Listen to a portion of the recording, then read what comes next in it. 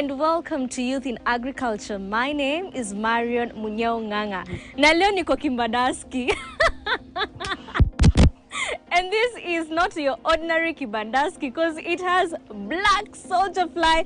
This is Kinda Kibandaski Enterprise Limited, and we have the operations manager. She's called Gladys Wakonyo here with us, and she'll be telling us why black soldier flies love color white, among as many other stuff that you really want to know on how to do BSF. This is something that is so delicious to chicken, and it requires very small piece of land. Unaona venye hapa tuna squeeze ni juu tu yako, but BSF requires limited land that you can also do in your balcony or in your small shamba. Karibu sana kwenye show. Thank you so much. Karibu Wow. sana. First of all, I'm admiring your youthfulness in farming. Thank you. You're telling more people to come join us in agribusiness. Aye, but why though? Mono muite e place Kibandaski. We know it for place here, you know, Chapo Madondo, ya 50 bob. It's actually Kibandaski, but Yeah. Kibandaski with an ER, the bourgeois version of a Kibanda. Ooh, Abu Yes. spell it for us. Kibandaski. Enterprises. Spell it. That's Kiberndasky. never easy BSF zinapenda color white. Zimeomoka. Zimeomoka, but also they love light. They should be in light, in places where there's light. That is why that is why they are put in color white, eh? Yeah, in nets that are right, of course, and also Yeah. in greenhouse where there's much lighting coming through. Now let's talk about you. What is your background in agriculture? If at all it's there. Actually, I have no background in agriculture. Myself, I did business administration, procurement to be specific, but farming is purely passion. I wouldn't say I have any background in agriculture. It's just passion and learning on it. Yes. What did you study in school? Business administration, procurement is my field. Really? You are procuring BSF. I'm procuring BSF, I'm selling BSF, Yeah. I can outsource for you many things, BSF. So yeah. How did you get yourself here, and which position are you holding here? I'm the operations stroke business development lead at Kibandaski. How I got myself here, so the founders, Kibandaski itself is a women-led, women-run business. I love. So I got one of the co-founders was my friend, and they happened to mention this business to me. At the time, I think I had lost my job. So because I love farming and it's something I'm passionate about, I was like, you know what, why not? I'm open to learning, and I jumped on it. And it was not the conventional type of farming. So because I'm a curious person, I was like, this sounds interesting. And I was like, okay, let's jump on it and see how this journey will be. And actually, it's something that I love so much. It's just very easy, and I flow with it every day, and I don't struggle with it. Yeah. But it's also beautiful. Once you learn the concept about BSF, it's something very beautiful. Tell me about your background, maybe when you're growing up. What kind of a kid were you? Were you into farming? Were you looking at insects and you're like, wow, adorable? Funny enough, no. The only kind of farming that maybe I was exposed to when I was young, the usual. Because I'm from Rift Valley, that's just the usual. Waru, Menji, etc. Because my mom had land there and they used to do those kind of things. But insects, no. Now you've lost your job, you've decided that, let me try new things. How did your family, maybe your friends, take it when you told them that, hey, I want to go to a farm and work? Actually, my parents are very receptive because I'm also a very inquisitive person, and I'm a very curious person. I just jump on whatever my mind tells me, and to me this idea was sensible enough. So nobody had any like queries with me doing this. Yeah. After all, it's passion. It's what you want to do, and it's what you want to do with your life. Take us through your day journey. What do you do on a daily activity? So on a day-to-day, once I get to the farm, first things first, this is now the hatchery bit of the I have to come here first to check, because the hatchery is the most sensitive place of the farm or of the business, because it has to have optimal conditions.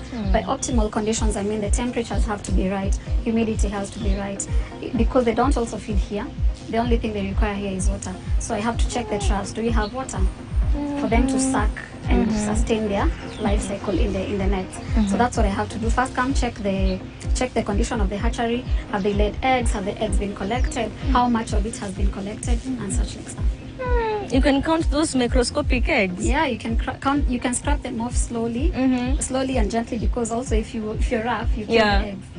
So there's a way we measure them in grams. Now on to BSF, they have a lot of stages, right? What are they? So BSF, just like any other insect, Yeah. it has the egg, larva, pupa, adult cycle. But also in BSF we have 6 stages, which are the 6 insta stages, from insta 1 to insta 6. So from the collection of the egg to incubation, that is in the nursery, and now feeding until now collection as protein, and then there's also, you give them another 2 weeks to pupate and then bring them back to the hatchery to repopulate the colony. So it has the 6 stages, and I'll take you through the stages as you move on. But the first stage is collection of the eggs to incubation and getting the 5-day-olds, which are now the first stage of the incubation cycle. Then after that? After that, from the nursery, now you start feeding them with now the organic feed. Now to that part, organic feed, iko na nini ndani? Organic feed is basically any market waste. There's chicken droppings, there's pig manure, there's market fruit spoils, there's hotel waste. As long as it's not contaminated, it should be purely organic. Purely organic. That word, contamination. No contamination. Does it have any do's or don'ts? Not really, not really, but also you have to look at where you're getting your waste from. Because if it's the markets, you can always remove the plastic, the nylons and everything. If it's the hotels, then it's purely food. If it's the chicken droppings, then it's purely chicken droppings. If it's pig manure, then you also know where we get resources from our farmers, and you know what they're feeding their pigs, so you get something that's relatively not toxic, I'd say. How about the acidity level? Does it really matter when it comes to the organic waste? Well, yes. Yeah. Because say something like pineapples and the, what do you call them? Citrus. The citrus fruit. You can't feed BSF on purely citric waste. So you have to mix and find a balance for them to enjoy the feed, and also, just like any other fly and even us, you need a balanced diet. That's what you do. So you have to add some protein, you have to add some fruit, some melon here, some veggies here, just like that. What waste can really neutralize the acidity? Well, avocado is really nice. Nice. Yeah, avocado is really nice. I also love avocado. You love avocados? Yeah, avocados, bananas, a bit of now the what do you call them? The oranges. Yeah, so it's a mix of everything. Yeah.